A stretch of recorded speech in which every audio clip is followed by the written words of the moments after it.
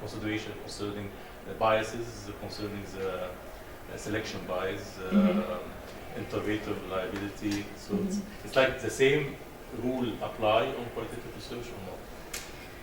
So the generalizability rule would not apply for qualitative because we're trying to demonstrate meaning rather than generalizability. But bias, for sure. So again, I am the founder of this housing program. If I'm interviewing people or if I'm analyzing the data, would you trust me? Like you would see that I have bias. So I think it can be helpful to think about how you would write this up for publication and how your peer reviewers might view your data. So you kind of want to anticipate what someone else's concerns might be and think about how you can assure them that you are minimally biased. With questions regarding recruitment, of having a biased or non-biased sample. For my study, for example, if we were only interviewing people who were still living at the housing program, that's like, a phrase is creaming the crop. Like we're only picking people who are happy. You want to also include people who are unhappy to understand the full experience. I took out some pieces just for brevity here, but this one person was talking about how he thought the house was just not well maintained and he thought he deserved better, and he was absolutely right. But there can be, you want to make sure you're having people who can give you the full picture. I wish I had a better answer for you about sample size, but it really is driven by the data as it's emerging. So I don't think I could ever defend a qualitative sample size of 5 people unless it's an incredibly unusual population.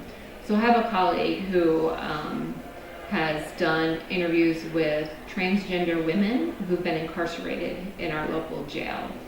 So she's not able to publish those findings, but she does feel like she knows enough from these 6 women about what their experience is to try to develop a larger study.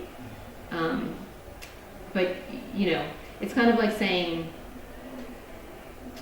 trying to decide what the best thing on the menu at a dinner was. If you ask one person, that's one person's opinion, right? But if you ask, half the people there and everyone's like, oh, that soup was incredible, then you're like, well, I should probably get the soup, right? You might not try the soup based on one person, but you might try the soup based on 20 people. Like reviewers. Yes, exactly. But for example, in our zone study, for example, the sample size was around 100, so the zone study. The naloxone study? The naloxone study, we interviewed 25 people at high risk for IV drug use and about as many providers who were providing them with syringe services or other kinds of care. Yeah, substance treatment. Other questions? Yes? Is there any limit for the number of codes you That's a great question. Is there a limit for the number of codes? There is no limit. So I mentioned that other study where the interview guide keeps changing and how hard it is for us to code. We have 140 codes in that code book, and it's horrible. It's horrible. The problem there is that there's no way to become fully familiar with all the codes. One of the reasons we have so many codes there is that it's a new healthcare policy. And so we're doing key informant interviews with providers before the policy started, as they're implementing the policy, it's like a new insurance program, and then after. So we really have 50 codes, but they're stratified by phase in the intervention. But still, so you can't, it's not that there's a number that's too many, but if you're splitting them too fine, you're not going to be able to consistently apply them. So it really is sort of a trial and error. I don't have a number in mind about how many codes I would like to use, but I can tell you that 50 is too many. It's just really hard to apply consistently. Yeah. So, other questions, comments? Just if someone left the interview, you will take it into sample study?